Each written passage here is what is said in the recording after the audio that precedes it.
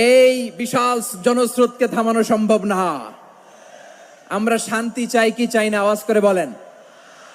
আল্লাহর নবীর বিরুদ্ধে, আল্লাহর রাসূল সাল্লাল্লাহু আলাইহি ওয়াসাল্লামের সম্মানকে খাটো করে কবিতার নামে, গদ্যের নামে অশ্লীল শব্দ চয়নকে আমরা মেনে নিব? অশ্লীলতাকে আমরা মেনে নিব? কারণ আল্লাহর নবী আমার ঈমান, আমার নবী আমার ঈমান। নবীকে ভালোবাসা ঈমানের অংশ শুধু এতটুকু নয়, আমার নবীর ভালোবাসাটাই হচ্ছে ঈমান। চিল্লায় বলো ঠিক কিনা? আমার নবীর জন্য আমরা বুকের তাজা রক্ত বিলিয়ে দিতে রাজি আছি না নাই? রাজি আছো মুসলমান? কারা কারা রাজি?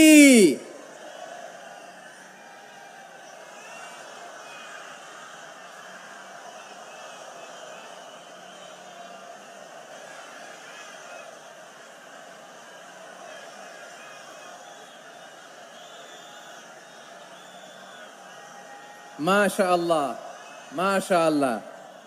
বসুন, থামুন। ফিদাকা আবি ওয়া উম্মি ওয়া নাফসি ওয়া রূহি ইয়া রাসূলুল্লাহ। আমরা আমাদের প্রিয় নবীর জন্য জীবন বিলিয়ে দিতে রাজি। চিল্লায় বলেন ঠিক কিনা?